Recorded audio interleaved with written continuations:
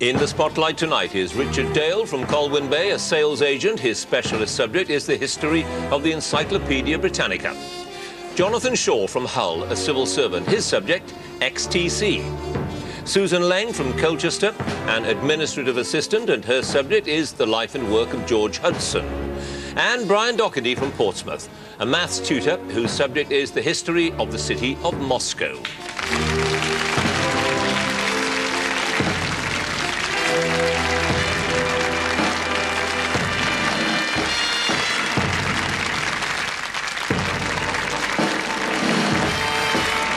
I'm John Humphreys and welcome to Mastermind, the show that tests not only how much people know but how much they can deliver under pressure. 2 minutes only for their specialist subject and the general knowledge round. At the end of it all, the winner goes into our next round and the chance to gain the ultimate accolade, Mastermind. So let's have our first contender, please.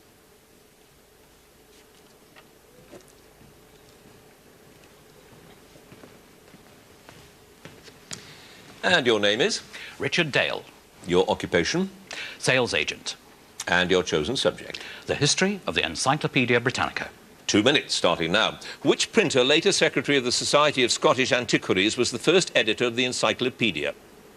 William Smellie. Yes. Which magician wrote the article on conjuring that appeared in the 13th edition of Britannica, published in 1926? Houdini. Yes. What was the name of the editor of the Times who, in 1898, agreed to accept royalties in return for advertising the 9th edition of Britannica for purchase in monthly instalments? Moberly Bell. Yes. What name did Horace Hooper propose for the smaller page-sized Britannica that the mail order company Sears Roebuck would sell through its catalogue? The handy volume. Yes. In which year was the Encyclopaedia Britannica first published in a CD-ROM edition and also made available online? 1993. 94. Who in 1790 in Philadelphia printed the first pirated edition of Britannica to become available in the United States? Pass. Which writer and literary critic provided a biographical appreciation of Charles Dickens for the 14th edition published in 1929? Chesterton. Yes. Which editor of the Observer newspaper was appointed British editor of the 13th edition in 1925? J.L. Garvin. Yes. Which encyclopaedia did Britannica purchase after William Benton became chairman of the board in 1943? Whedon's. Compton's. What term meaning little bundle was used for the sections of the first edition which were published one at a time between 1768 and 1771? Fascicles. Yes.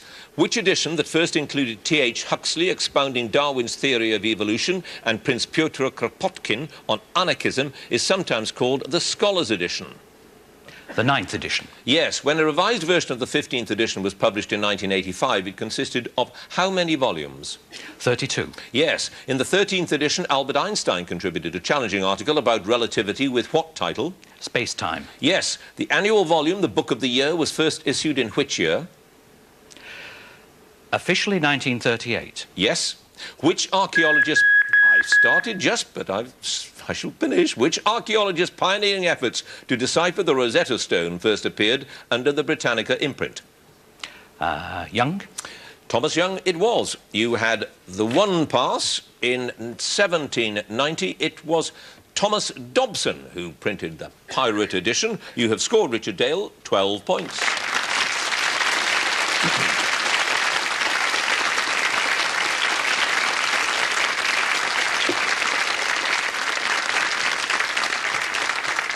And our next contender, please.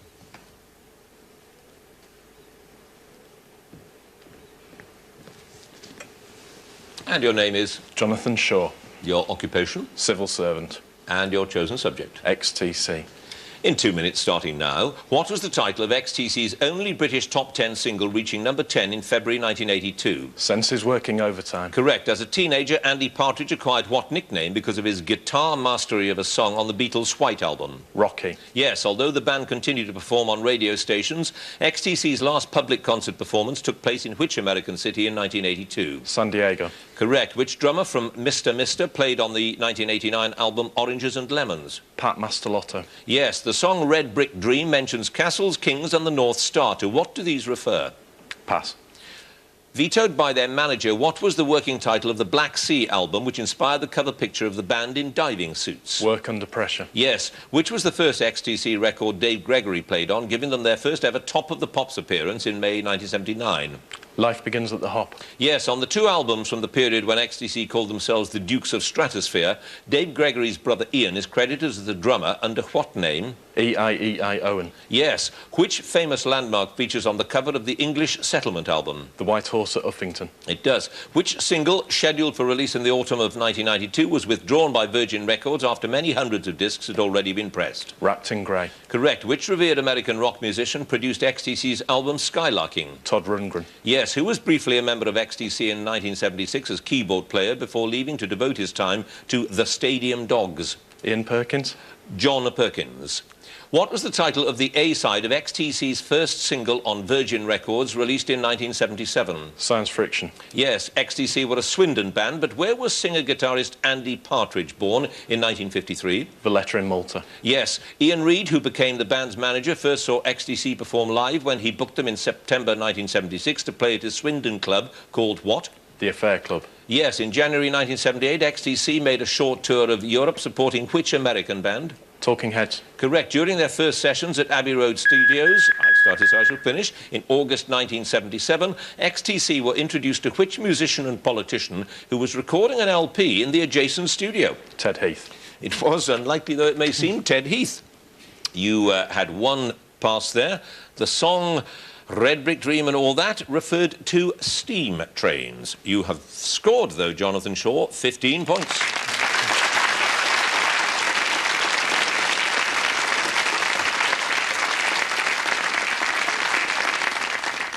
And our next contender, please.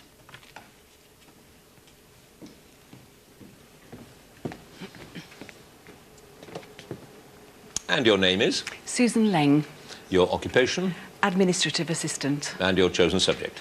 The life and work of George Hudson. 2 minutes. George Hudson was born on the 10th of March 1800 on a farm near which village? Howsham. Correct. What was the name of Hudson's great-uncle who bequeathed practically all his property to him on his death in 1827? Matthew Botterill. Yes. At which hotel did the meeting take place on 30th of December 1833, at which Hudson was elected treasurer of the committee that resolved to bring the railway to York? Mrs. Tomlinson's. Yes. What was the name of the rector of Foston-le-Clay who first called George Hudson the Railway King? Reverend Sidney Smith. Correct. At its first meeting in August 1836, Hudson was elected chairman of which railway company? York and North Midland. Yes. Which anti-Corn Law campaigner did Hudson defeat when he was elected MP for Sunderland in 1845? Colonel Perronnay Thompson. Yes. Which property near Thirsk did Hudson buy from Earl de Grey in 1845? Baldersby Park. Yes. What is the name of the Stock Exchange member and shareholder of the York, Newcastle and Berwick Railway who asked Hudson some awkward questions about his share dealings at a company meeting in February 1849? Captain Watts. Robert Prance, later to become one of Hudson's most loyal friends, who wrote a glowing description of the opening of the York and North Midlands Railway for the Yorkshire Gazette.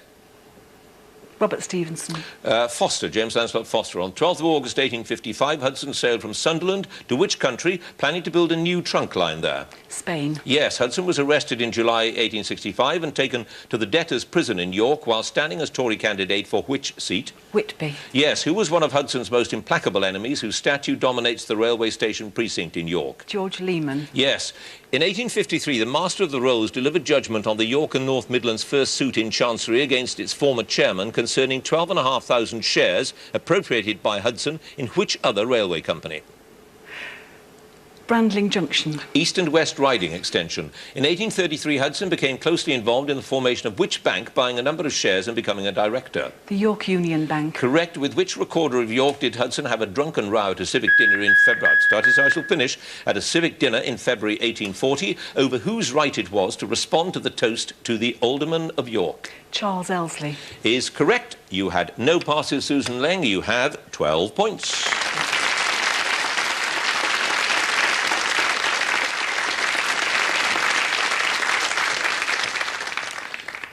And our next contender, please. And your name is? Brian Doherty. And your occupation? Maths tutor. And your chosen subject? History of the city of Moscow. In 2 minutes, starting now. Based on the first chronicled reference, which year is traditionally regarded as the date of the founding of Moscow? 1157. 1147. Also known as the Golden Horde, which invaders led by Batu Khan captured and burned Moscow in the mid-13th century? Mongols. Yes. What is the name of the television tower and studios where in October 1993 many lives were lost when rebels tried to occupy them? Ostankino. Correct. Prince Dmitry of Moscow, who inflicted a crushing defeat on the Mongols in 1380, acquired which nickname as a result of his victory? Donsky. Correct. During the reign of which Grand Prince of Moscow did work start under the supervision of Italian architects to enlarge the Kremlin, given it brick walls of more than a mile in length? Ivan III. Correct. Similar in meaning to White City, what name was given to the area of Moscow that is now encompassed within the Bulvarno Koltso or Boulevard Ring? Belgorod. Correct. What was the Russian name of the German suburb, the largest of the foreign settlements that grew up in the city? Nemetskaya Sloboda. Correct. Running along the west wall of the Kremlin, the Alexandrovsky Gardens were laid out to a design by which architect on the orders of the Emperor Alexander I? Beauvais. Osip Beauvais. The previous two theatres having burnt down, the current Bolshoi Theatre was built in 1856 to whose design? Pass. What was the name of the hill on which Prince Yuri Dolgoruki ordered the building of the first Moscow Kremlin in 1156? Borovodskaya. Correct. In 1648, disturbances by artisans, labourers and tradesmen took place in the city as a result of a tax increase on which commodity? Pass. What was the name of the military force whose revolts and attacks on Moscow during the reign of Peter the Great were used in attempts by his sister Sophia to return to power? Streltsy. Correct. In 1755, on the initiative of which Russian poet, scientist and grammarian was Moscow University founded? Lomonosov. Correct. Built between 1890 and 1893 by what acronym of the so-called Upper Trading Rows now known? GUM. Correct. Moscow's status as the centre of the... I'll finish. Moscow's status as the centre of the Soviet government was ratified on 30th December 1922 at a meeting held in which building? I'm inclined to say the Bolshoi Theatre. That's probably wrong. Well, if that's what you're saying, is it? Yes. Yeah. Then it is correct. You had two passes. Salt was the commodity that was taxed, and nobody liked that. And the two theatres having burned down, the Bolshoi was built to the design of Albert Cavosh. Brian Doherty, you had those two passes. You, too, have 12 points.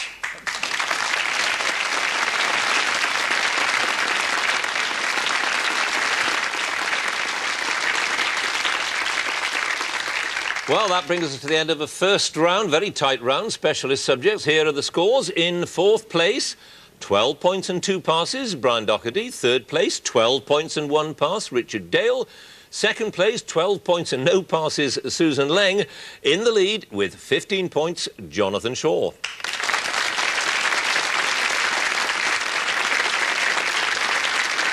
So, the general knowledge round now, and if there is a tie, very likely at the end of this round, then the number of passes will be taken into account and the contender with the fewest passes will be the winner. If there's still a tie on points, then there'll be a 5-question playoff. So, let's get on with the general knowledge round, and let me ask Brian Doherty to join us again, if he would, first, please. And do you have an interest in the city of Moscow? Wow. Pretty awful city in lots of ways, isn't it? I've been trying to learn Russian for quite a few years, so I suppose it's a natural progression to, you know, have an interest. I mean, I've been there once, only once though, for about 4 or 5 days. Wasn't always the capital, of course. Great fight for it being a capital between St. Petersburg and Moscow. Well, I mean, this is it really. I mean, probably when the Lenin took over, the Kremlin was probably in quite a bad way, to be honest. I mean. Yeah. It hadn't been the capital for about 200 years or so, and no one had bothered to look after it too much. Yeah. Right, well, you know a lot about Moscow. You got 12 points on it, so let's see how you do with general knowledge. Triskaidekaphobia is an irrational fear of which number? 13. Yes. Which expression for a burdensome possession has its origins in a gift bestowed by the kings of Siam on courtiers they wished to ruin? White elephant. Yes. Which weapon, thought to be of Welsh origin, played an important role in the victories over the French at the battles of Crécy, Poitiers and Agincourt? Well, longbow. Yes. What is the name of the villainous and cunning clerk in David Copperfield who said, "We're so very humble"? Uriah Heep. It was. Which university, established in 1966, is situated at Uxbridge in Middlesex? Brunel. Yes. Which national sporting venue is sometimes known as Billy Williams' Cabbage Patch? Pass.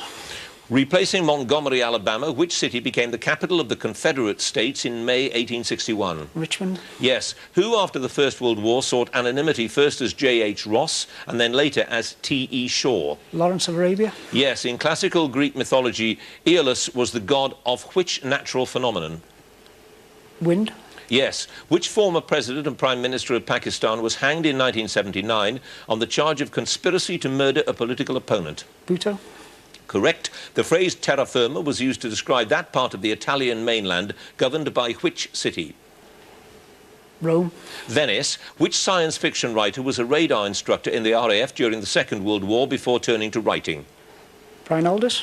Arthur C. Clarke. Which southern town's growth from a small agricultural settlement was largely due to the opening of the locomotive workshops of the Great Western Railway in 1843? Swindon. Yes, you were working as a waitress in a cocktail bar is the opening line of which #1 hit of the 80s? Pass. What term is used for the style of art and architecture current in Europe from the 10th century until the advent of the Gothic style? Romanesque. Yes. Which Austrian composer was accidentally shot and killed by an American soldier in 1945? Pass. And your time is up. That composer who was shot and killed accidentally was Webern, Anton von Webern. You were working as a waitress in a cocktail bar, the opening line of Don't You Want Me? And it's Twickenham that's sometimes known as Billy Williams' Cabbage Patch. You had those 3 passes, you had 12 points. You now have, Brian Doherty, 23 points.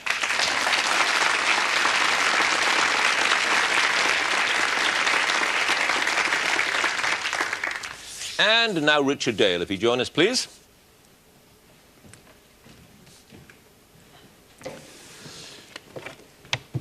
And you are a sales agent. That is correct. Now, the Encyclopedia Britannica, is it dying in the sense that we know it as those wonderful leather-bound volumes on the shelves? It's really a different direction in which they are being issued now. The main sale is through the CD and DVD ROMs and the online service. But there is still that small nucleus of people who like the book. So why, when you have Google and all the rest of it, would you need encyclopedias at all today? Well, put it the other way round. There is so much information that it needs compacting and organising. You can get a pretty fair idea of whole subjects of which one perhaps had no idea existed. You don't sell Encyclopedia Britannica as well, do you? Once upon a time. But, of course, as you realise, there was then a rapid decline for the book version. Right, well, you had 12 points with Encyclopedia Britannica. Let's see how you do with general knowledge. Which famous American general was killed at the Battle of the Little Bighorn in 1876? George Custer. Yes. To which family of birds do guillemots, razorbills and puffins belong? Pass. What title does Cedric Errol inherit in the novel by Francis Hodgson Burnett? Lord Fauntleroy. Yes. Where in the human body are the metatarsal bones? In the feet. Yes. In which country is Neanderthal, the valley where prehistoric remains were discovered in 1856? Germany. Yes. Who was Prime Minister of the Irish Republic from 1992 to 94 and was responsible with John Major for advancing the peace process in Northern Ireland? Ahern. Albert Reynolds. Soren Kierkegaard's thinking led to which philosophical movement, one of whose leading exponents was Jean-Paul Sartre? Existentialism. Yes. The name of which percussion instrument literally means wood sound in Greek? Glockenspiel. Xylophone. Samuel Fox of Stocksbridge took out several patents in the late 19th century for a curved steel frame and ribs that came to be known as Fox's Paragon frame. For what was it used? Pass. What is the name of Lord Montagu's Hampshire home where the National Motor Museum is situated? Beaulieu. Yes. Who in Greek mythology is the goddess of the dawn? Aurora. Eos. Which artillery officer invented the exploding shell full of metal balls or bullets that's named after him? Pass. In which novel by Charles Dickens does the titular hero go to seek his fortune in America? Martin Chuzzlewit. Yes. Which European country has a square flag adopted in 1848, though its emblem has symbolised the country since the 14th century? Latvia. Switzerland. Which composer was nominated for an Oscar for his musical score for the film The Pink Panther? Pass. In chemistry, what term is used for the combining power of an atom equal to the number of hydrogen atoms that it could combine with, finish the question, or replace in a compound? Valency. Yes, you had 4 passes. The composer was Henry Mancini. That shell full of metal balls and bullets was shrapnel, of course. Samuel Fox of Stockbridge took out patents for that thing that turned out into an umbrella. And the family of birds, guillemots and all that, the auk family. You had 12 points, you now have, Richard Dale, 20 points.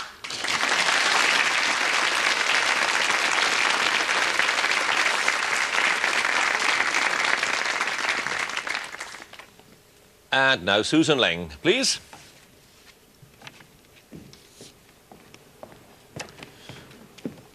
And another 12-pointer with your knowledge of George Hudson. And many people, some people certainly would say, George who? George Hudson, the Railway King from York. The Railway King. Well, famous to those who know, but infamous as well. Oh, well, yes, that as well. But if it hadn't been for him, York wouldn't be the place it is. And the railway system in the north of England probably wouldn't be as advanced as it was at the time. But he was a bit of a crook, wasn't he? A little bit, yes. Just a little bit. Yeah. What did he do that was so terrible? I mean, he borrowed money and couldn't pay it back? And... No. I think he encouraged people to speculate. But if people are always willing to invest money, they've got to realise that they might lose it. A fool and his money are soon parted. Absolutely. Yeah. So he was parted from his rather dramatically. Well, 12 points with him, as I say. So, general knowledge round now. Who starred as George, a middle-aged man who lusts after Bo Derek in the film 10? Dudley Moore. Yes. Which alpine peak was first climbed in 1786 by Michel Gabriel Paccard, a doctor from Chamonix, together with Jacques Balmat, his guide? The Matterhorn. The Mont Blanc. What is the common name for the disease caused by the variola virus, which was declared eradicated in 1979? Smallpox. Yes. Of which occasion in 1969 did President Nixon supposedly say this is the greatest week in the history of the world since the creation? Landing on the Moon. Yes. Which 1995 British film starring Ewan McGregor was based on a best-selling novel by Irvine Welsh? Trainspotting. Yes. In the Falklands War, which submarine fired the torpedoes that sank the General Belgrano? Sheffield. Conqueror. What is the principal ingredient of the Greek dish tara masalata? Cod roe. Yes, fish roe. Which builder was born in Lanarkshire in 1847, went to work in the pits at the age of 10 and founded the company that built Wembley Stadium? Pass. Which precious silver white metal is mainly used in alloys with platinum and osmium in jewellery, pen nibs and sparking points? Osmium. Iridium. Which further education body has its headquarters in Giltspur Street in the City of London? Royal School of Music. City and Guilds. Which river has 4 European capitals situated along its banks? Danube. Yes. Which actress and singer, best known for her musical comedy roles, was the mother of the actor Larry Hagman? Pass. Which composer was born in the Austrian city of Salzburg on the 27th of January 1756? Mozart. Yes. In Alice's Adventure in Wonderland, which creature did the whiting ask to walk a little faster? Snail. Yes. Which small bird's call is said to sound like a little bit of bread and no cheese? Yellowhammer. Yes. The American 5-cent coin has what nickname? Joey. The nickel is what they call it. So you had 2 passes. Mary Martin was the mother of Larry Hagman, and Sir Robert McAlpine was the man behind Wembley Stadium. 2 passes. You've scored, Susan Leng, 21 points.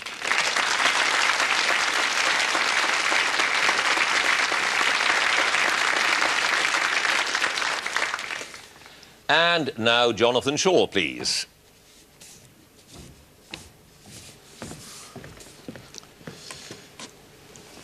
Right, 23 points. That's what you've got to win. You did very well, 15 points with XTC.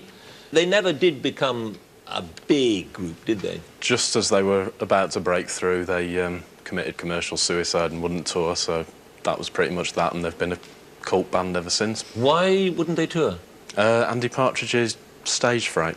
Really? He had chronic fits of stage fright in early 1982 and refused to perform after that. Not good if you're a lead. He was the lead? He was the lead singer, yes. So A real shame. I would have loved to have seen them live, but I think their albums have more than made up for it. Well, there we are. You know a lot about them. You scored a lot. You now, as I say, have 23 points to beat. So let's see if you can do that with your general knowledge. 2 minutes, starting now. In the television series Dallas, which ranch was the family home of Miss Ellie? South Fork? Yes. Which measure originally the reach of the outstretched arms is now defined as 1.8 metres or 6 feet and is used as a unit of depth of water? Fathom? Yes. Mrs. Alexander Plunkett Green was the married name of which dress designer responsible for the widespread popularity of the miniskirt and hot pants? Mary Quant? Yes. Which author wrote Our Old Home about his life as the American consul in Liverpool in the 1850s? Pass. What term is used for a material consisting of 2 or more metals or a metal and a non-metal? Amalgam? Alloy. Imre Kertész, the Nobel Literature Laureate for 2002, was the first writer from which country to win the award? Pakistan? Hungary. What in a media context are sometimes referred to as red tops? Oh, tabloids. Yes. Which European capital city was devastated by an earthquake on All Saints' Day, the 1st of November, 1755? Lisbon? Yes. What on a French menu are cuisses de grenouille? Pass. Who was flat racing's champion jockey, a record 26 times before his retirement in 1954? Willie Shoemaker? Gordon Richards. Which actor plays the hobbit Frodo Baggins in the Lord of the Rings films? Orlando Bloom? Elijah Wood. Which ship was depicted on the reverse of the old halfpenny coin from 1937 until 1967? Discovery? Golden Hind. Lorraine Bracco plays the psychiatrist Dr. Jennifer Melfi in which American television series? ER? Sopranos. In which type of bicycle gear does the chain move to sprockets with differing numbers of teeth on the rear wheel or the chain ring? Pass. Whose painting, The Massacre of the Innocents, was sold for a British record £49.5 million at Sotheby's in July 2002? Goya? Rubens. Which British mammal is often called the water rat, although it's in fact a very different animal? Vole? Yes, water vole. Who composed the music for the ballet Coppelia? Finish the question. First performed in Paris in 1870.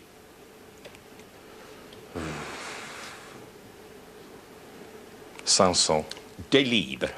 You had 3 passes. It's the derailleur gear on the bicycle that has that complicated setup. What you get when you have cuisses de grenouille is frog's legs, and it was Nathaniel Hawthorne who wrote Our Old Home. 3 passes. You have, after your 15 earlier points, a total of 21 points.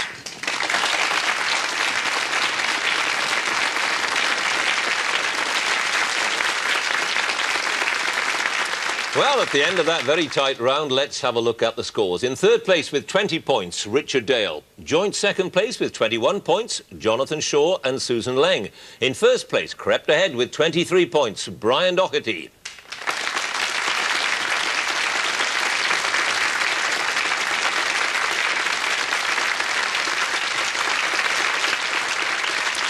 Which means, of course, that Brian Doherty goes through to the next round and moves a step closer to becoming our Mastermind champion. Congratulations to him. Will you join us next time when we'll be starting the semi-finals? Thanks for watching. Goodbye.